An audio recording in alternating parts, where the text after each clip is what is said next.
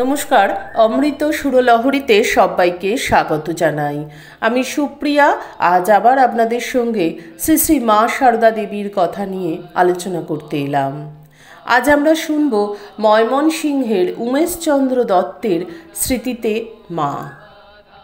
এখানে মা কী কথা বলেছেন জপ সম্বন্ধে, দীক্ষা সম্বন্ধে, এই সমস্ত কথাগুলি আজকে শুনব। মুক্তি সম্বন্ধে চলুন তাহলে শুরু করি। জয়রামবাটিতে মা একদিন বলিলেন, দেখো বাবা, ছেলেবেলা দেখতুম আমারই মতো একটি মেয়ে সর্বদা আমার সঙ্গে সঙ্গে থেকে আমার সকল কাজের সহায়তা করত, আমার সঙ্গে আমোদ আহ্লাদ করত। 10-11 বছর বয়স পর্যন্ত এরকম হতো।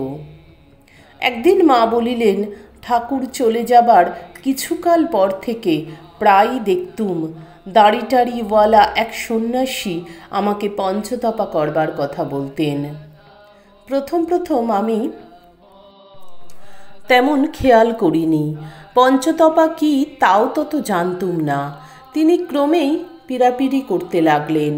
তারপর যোগেনকে, মানে যোগেন মা, পঞ্চতপার কথা জিজ্ঞাসা করায় যোগেন বললে, বেশ তো মা, আমিও করব। পরে পঞ্চতপার জোগাড় করা হলো। তখন বেলুড়ে নীলাম্বর বাবুর বাগান বাড়িতে।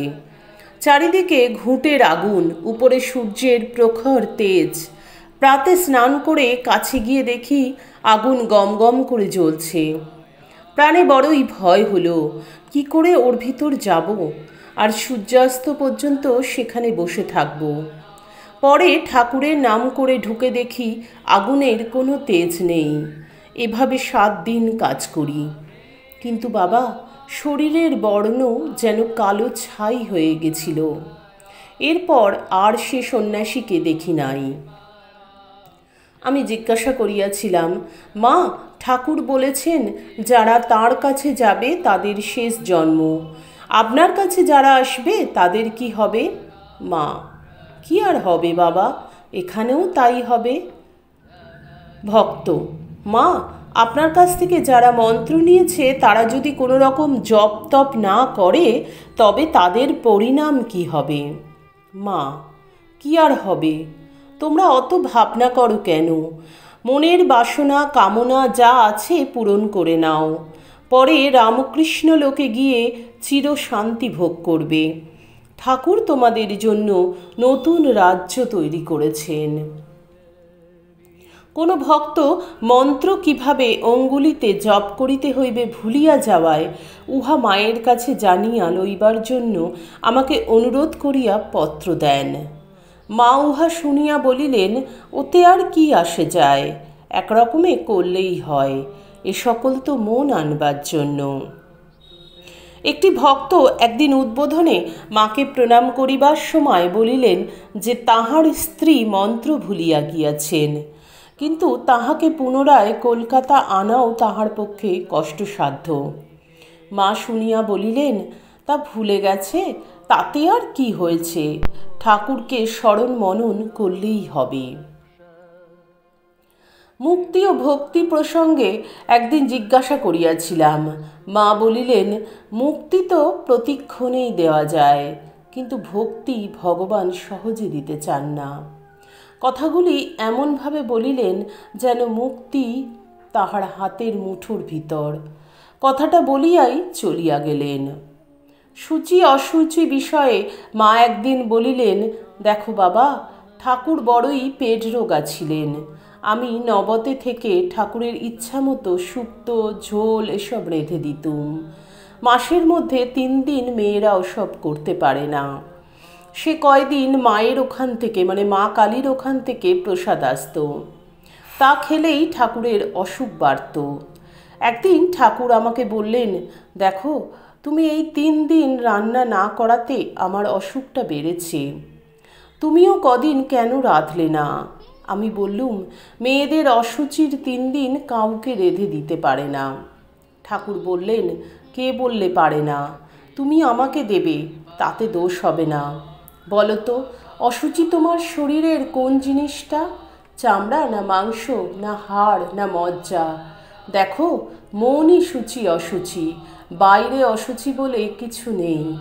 এরপর হতে আমি সর্বদা রান্না করে দিতুম। একবার ওই সময় পূজাদি না করায় মায়ের মন কেমন করে। তিনি ঠাকুরকে এই সম্বন্ধে জিজ্ঞাসা করেন। ঠাকুর বলেন, যদি পূজা না করলে মনে কষ্ট হয় তবে করবে, নতুবা নয়। কোয়ালপাড়ায় মায়ের অসুখের সময় তাহার জন্য শরবত প্রস্তুত করিয়া ঠিক হইয়াছে কিনা দেখিবার জন্য আমি উহা চাখিয়া তাহাকে দিয়াছিলাম। মা কিন্তু তাহা জানিতেন না। উহার 2-3 দিন পরে মা নিজেই বলিলেন, দেখো বাবা, ভালোবাসার জনকে কোনো কিছু খেতে দিতে হলে আগে নিজে চেখে দেওয়াই ভালো। তখন আমি বলিলাম, মা, আমি তো আপনার শরবত চেখে দেখেছিলাম। তিনি বলিলেন, বেশ করেছিলে বাবা, ভালোবাসার পাত্রকে ওইভাবেই দিতে হয়। শোনোনি, রাখালরা শ্রীকৃষ্ণকে ফল খেতে দেওয়ার আগে নিজেরা চেখে দিত। একদিন তাহাকে জিজ্ঞাসা করিলাম, মা, রাস্তাঘাটে কোনো কোনো লোককে দেখা মাত্র মনে হয় যেন তারা বিশেষ পরিচিত। পরে পরিচয় জানতে পারি তারা ঠাকুরের বা আপনার ভক্ত। হঠাৎ দেখলে অত পরিচিত বলে বোধ হয় কেন? মা বলিলেন, ঠাকুর বলতেন, কলমির দল একটি ধরে টানলেই সবগুলি নাড়াচাড়া পড়ে। বলছেন, সব যে এক গাছের শাখা পোশাখা। আর একদিন জিজ্ঞাসা করিলাম, মা, অন্যান্য অবতারগণ নিজ নিজ শক্তির পরে দেহ রক্ষা করিয়াছেন, কিন্তু এবার আপনাকে রাখিয়া ঠাকুর পূর্বে চলিয়া গেলেন কেন? মা বলিলেন, বাবা, জানো তো, ঠাকুরের জগতের প্রত্যেকের উপর মাতৃভাব ছিল। সেই মাতৃভাব জগতে বিকাশের জন্য আমাকে রেখে গেছেন। কি অপূর্ব একটা কথা। এখানে আমরা কি শিখলাম? কতগুলি কথা শিখলাম। একটা হচ্ছে মায়ের এই পঞ্চতপা ব্রতের কথা জানলাম। দ্বিতীয় কথা শিখলাম যেটা আমরা, সেটা হলো যে জপ তপ মন্ত্রপাঠ এসব কিছু নয়, শুধু ঠাকুরের চরণে যদি নিজের মনটা রাখতে পারি তাহলেই হবে, স্মরণ মনন রাখতে পারি। তারপরে যে মেয়েদের যে ঋতু হয়, ঋতু চলাকালীন কোনো রকম পুজো আশ্রা করা যায় কি না, এ প্রসঙ্গে আগেও একটা ভিডিও আছে, তো কি করা চলে কি না সে প্রসঙ্গে ঠাকুর এবং মা কি বললেন আমরা জানলাম।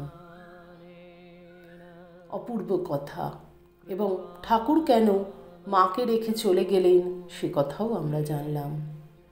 গতকালকে যে আমার নিজস্ব অভিজ্ঞতা শেয়ার করেছিলাম সেখানে অনেকে কমেন্ট করেছেন এবং আমি নিজেও আপ্লুত এবং আমি নিজেও উপলব্ধি যেগুলো করেছিলাম সেগুলোই আপনাদের কাছে শেয়ার করেছিলাম। যেমন ওই ভদ্রমহিলার, বৃদ্ধা ভদ্রমহিলার কথা, তাকে কিন্তু আগে পরে আমি কখনো দেখিনি। আর তারপর জয়রামবাটিতে গিয়ে যে অভিজ্ঞতা আমার হলো,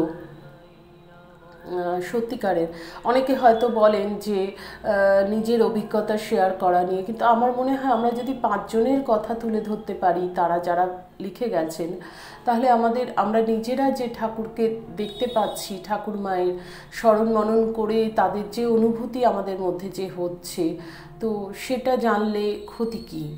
সেজন্যই সকলের সঙ্গে আমার অভিজ্ঞতাটা শেয়ার করে নিয়েছি।